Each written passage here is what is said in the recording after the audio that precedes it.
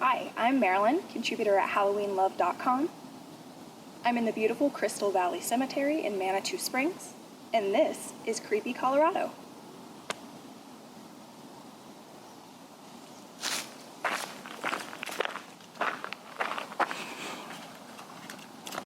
The story that I will be telling you today is probably Manitou Springs' most famous macabre story, that of Emma Crawford and the Emma Crawford coffin races. We've got some deer over here.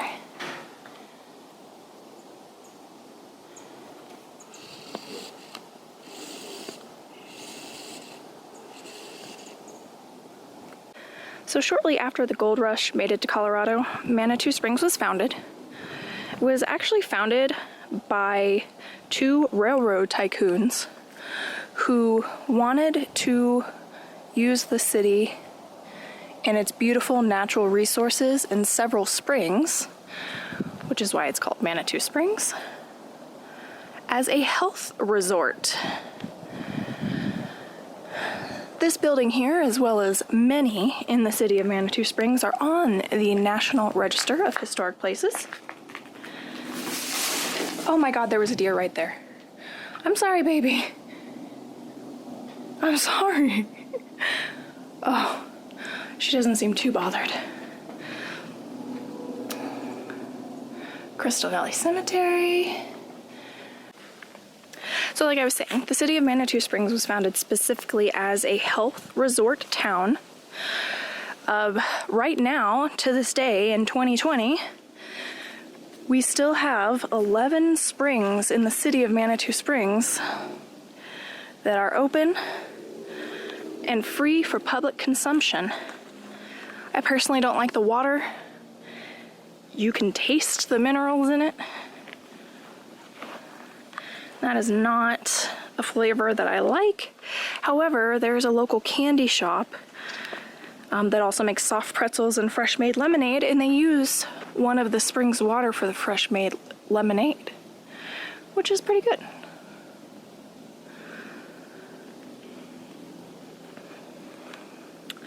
So the story of Emma Crawford starts with her birth on March 24th, 1863. She was born in Massachusetts, not here in Colorado. By the age of 3, she was an accomplished piano player, which is just wild to me.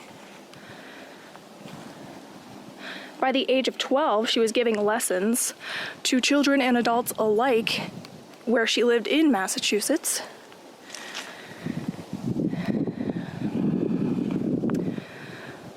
By the age of 15, she was a traveling concert pianist. She played with renowned violinists and cello players who were from the musical school in Boston. She spent much of her teens and 20s as a well-respected and sought-after pianist and piano teacher. Unfortunately, Emma battled with poor health her entire life. The family doctor suggested that her family move to the newly founded health resort town of Manitou Springs. Our air here is very dry.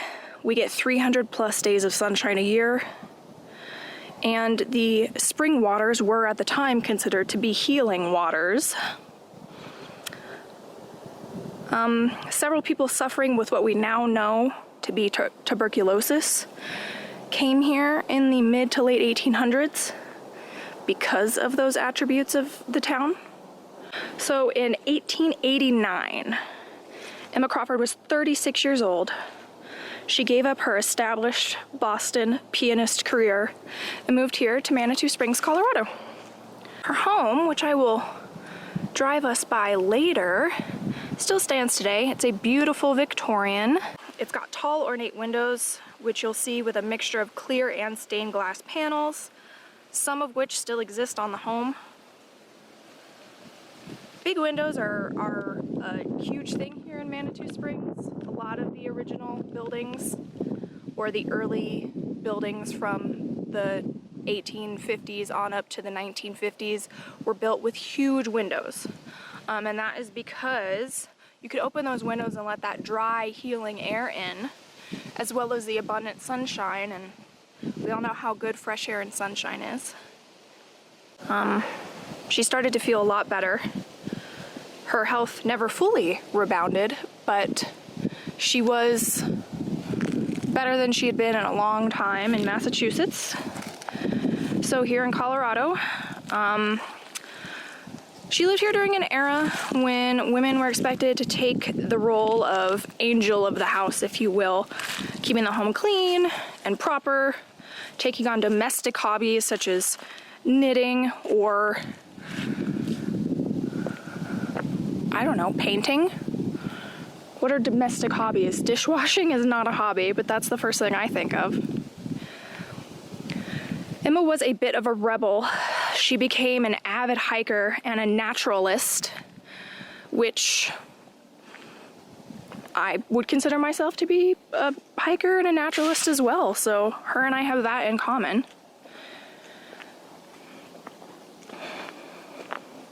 I found an article in the 1969 issue of the Colorado Springs Gazette-Telegraph that talks about Emma being a spiritualist, which I thought was interesting. The spiritualist movement, if you don't know, was very popular in the early 1900s. From the 1800s through the 1900s, but became wildly popular. And Houdini dedicated a significant portion of his life to debunking and showing how much of a ripoff the quote-unquote religion of spiritualism is. Contacting the dead with Ouija boards, seances, spirit pictures, things like that. Still popular today, but they don't consider it a religion. You know, ghost hunting and spirit photography are still very popular today. So like many spiritualists of the era, Emma Crawford had a quote-unquote Indian guide, a Native American spirit, which she claimed to see regularly on the top of Red Mountain, which is off in that direction, but we can't see it from here. I'll go up on the trail later and show you guys. It's not an easy hike, but it's fun. So the story goes that Emma saw her spirit guide as a handsome young Native American man who was beckoning to her from the top of Red Mountain. She vowed that she would climb the mountain to meet her spirit guide. She revealed her plan to her mother and her boyfriend at the time. They begged her to not do that. Her health was still not great. The story goes that to this day, you could see the ghost of a woman in a bright red dress hiking up Red Mountain. At the time, there were reports in the newspapers from the late 1800s talking about Emma Crawford, that crazy townie who goes hiking in her best red dress, which I think is very interesting. The bright red was probably very easy to spot from down here up on the hills. So she really stood out, I would imagine, while hiking.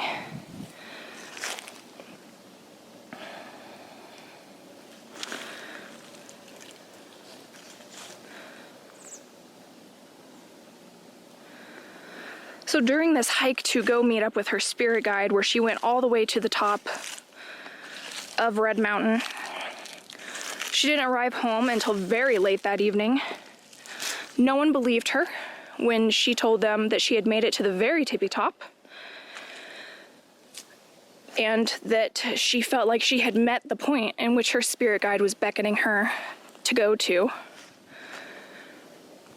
There's a quote in the newspaper article that I found that says, "She said to her mother and boyfriend, 'I did so climb it, and I tied my scarf to a little pinyon tree.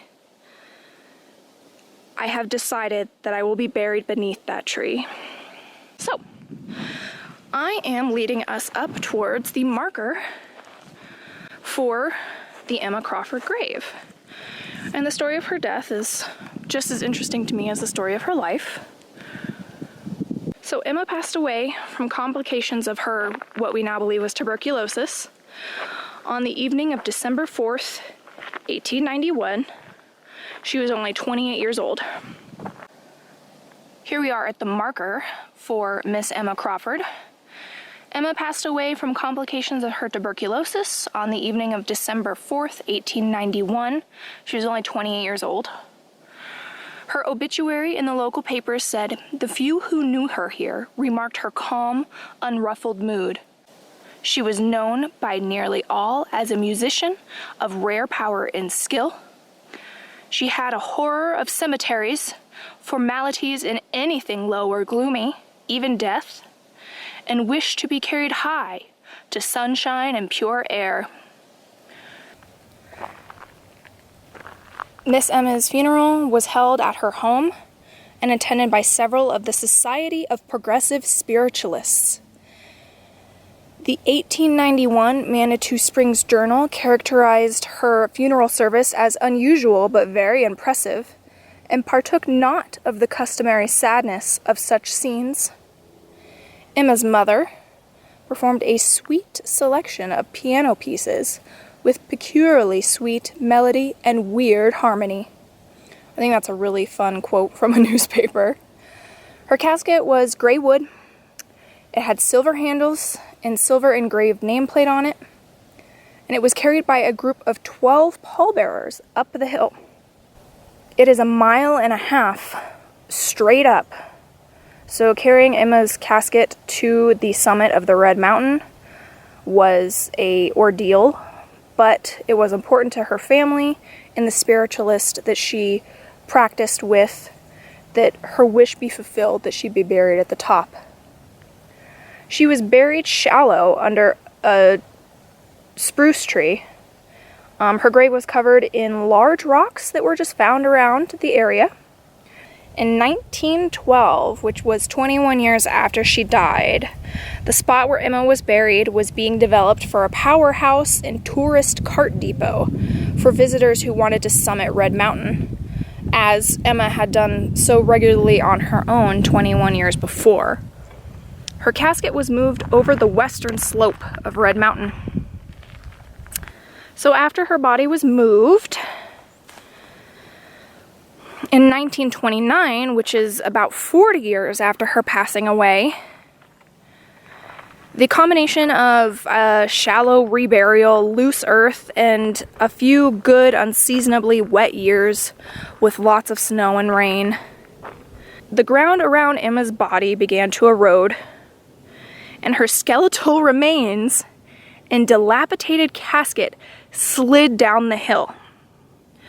There was a bit of a landslide, if you will, along with a little bit of rain runoff, and it just took her body, casket and all, and sent it flying down the hill. The casket broke apart, as well as her skeletal remains, and although not everything has been found still to this day, most of the pieces ended their journey on a homestead, which was behind Main Street here in Manitou Springs. The bits that made it all the way down into the town were discovered by 2 young boys. They wrapped up the pieces they had found in linen and hid them, including the skull, which they actually kept out. They didn't wrap up the skull, and they were playing with poor Emma's skull 40 years after she died.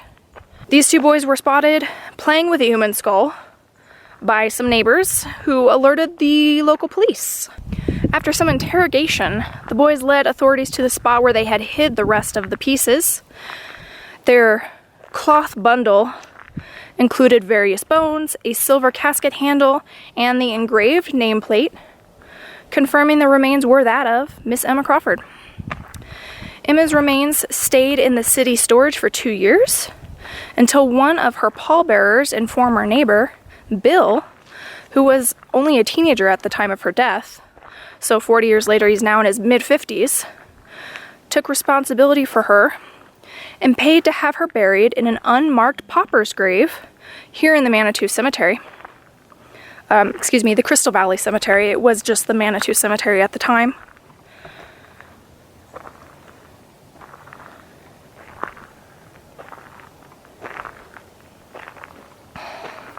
So, her body slid down the mountain. Yet, it gets even weirder. In 1994, the city of Manitou Springs was looking for ideas to boost tourism, and the Emma Crawford coffin races were born. That's right. The tragic tale of Emma's restless bones careening down Red Mountain on a tide of orange gravel and rainwater and landing near Main Street became the idea for a huge tourism event here in Manitou.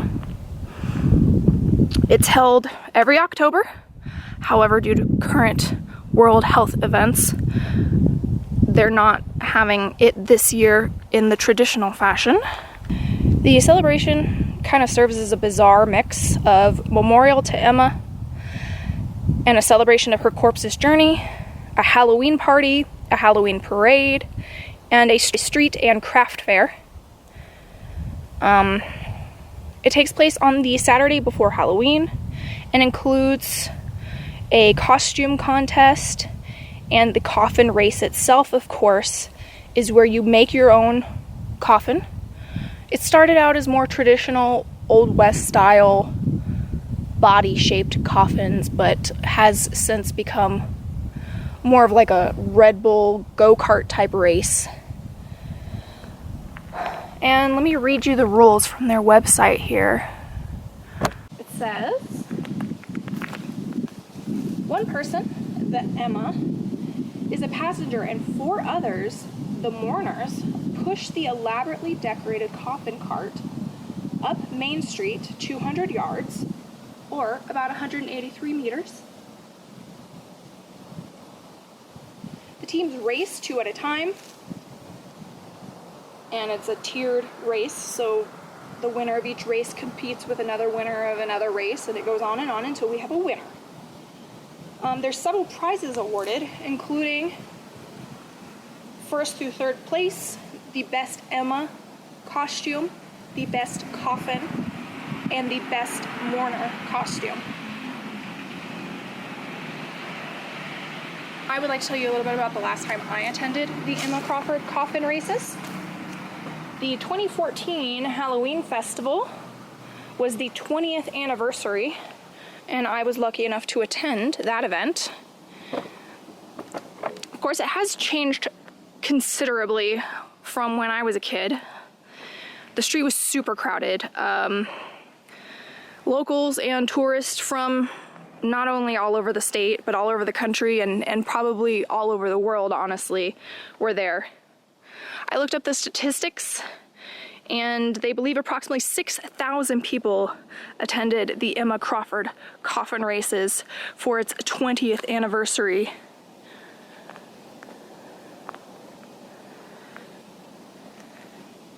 The total population of the city of Manitou Springs in the off-season or not tourist season is less than 6,000 people, even to this day with how popular and expensive and bougie it has become.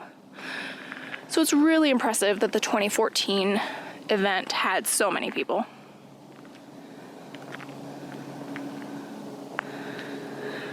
Nowadays, a lot of the coffins have corporate sponsors. There's local haunted houses, one whose name I really love, Ghoul Gulch. Sweetie Pie's Cake Company that makes cakes and pies that they'll deliver to you has sponsored a coffin in the past. Even the Lego store in the local mall,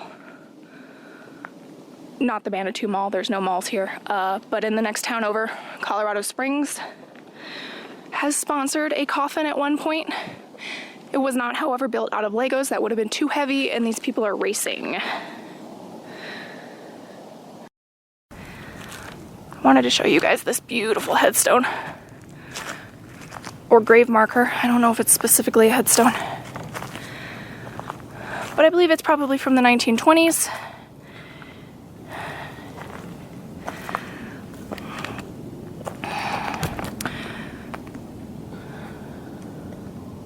All right, I'm gonna take a little break, drink some water in my car. All right, guys, I am up behind the cemetery where we just were.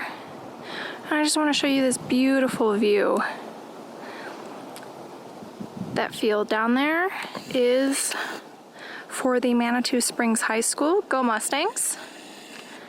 And that rock formation over there is Garden of the Gods Park, which is a famous landmark between Colorado Springs and Manitou Springs.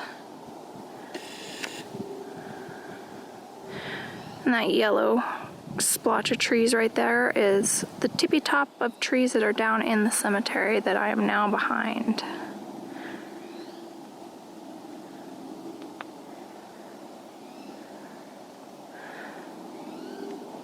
And here's the trail I'm on. Alright, y'all, I'm about 600 feet or so above where I was before. Sorry about the wind noise, but I wanted to show you guys Red Mountain, where Miss Emma Crawford climbed. So this is Red Mountain, and then behind it is Pikes Peak, Colorado. One of our 14ers here in the Rocky Mountains. And then over here, pretty sure this one is called Manitou Mountain with the stripe up it. And that's a famous hiking spot. People travel from all over the world to hike up the Manitou Incline. So where she was buried would have been around here somewhere. And her body slid down into Main Street. All the way down here. It's quite a long journey.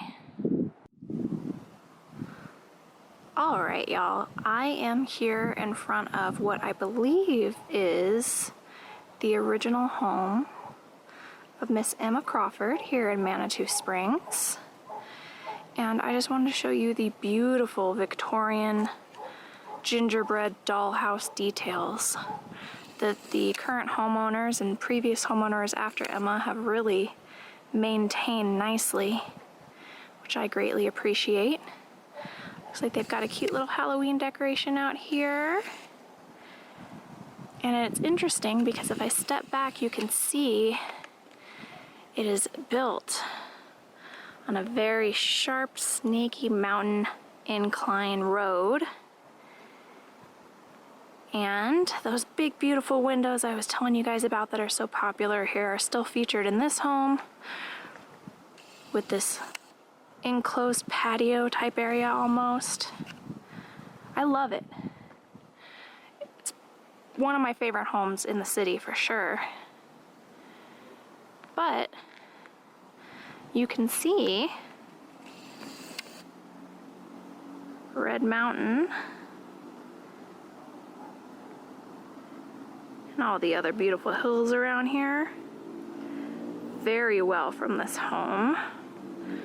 So you can see where she may have spotted her spiritualism Native American guide at some point while looking out her window. Editing Marilyn here. I forgot to film some sort of outro, so I just wanted to say thank you very much for joining me as I told the story of the Emma Crawford coffin races and gave you a little tour of the town of Manitou Springs and the Crystal Valley Cemetery. And I look forward to seeing you again for Creepy Colorado.